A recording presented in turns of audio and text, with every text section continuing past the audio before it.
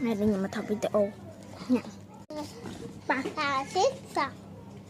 Bà xích. Bà xích sao? Thế là ai bay thằng mày? Bà xích sao? Thật. Không phải.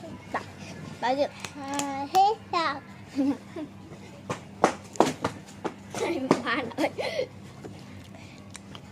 Bà xích sao? Bà xích sao?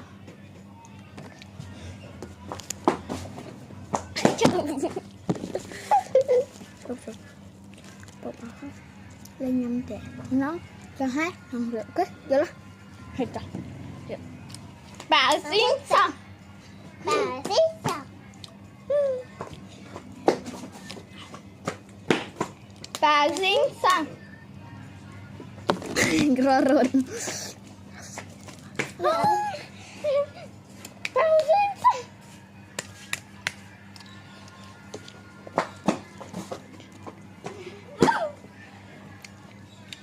Bà xích sao?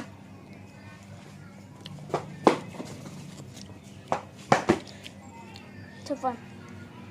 Cho sợ không nó sợ. Đây cũng được bằng ồn. Chăm Chạm đi kia. Chạm đi kia bạn ơi. Bà bà xích sao? Bà xích sao? Nào giờ máy xuống rồi lên. Ôi trời lòng. Cha. Tụi anh nhâm đi.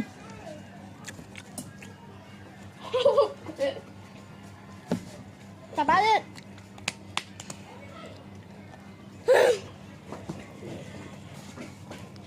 Gì si bạn ta mùi tì ta xinh sòng.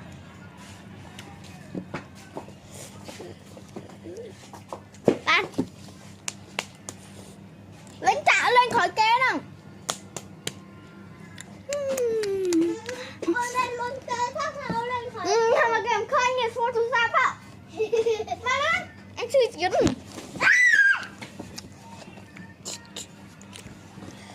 Vậy mà chua chua chơi. Thật bét đâu, thật bét đâu. Thật bậy. Ta Bay phải xích thả. Phải xích thả.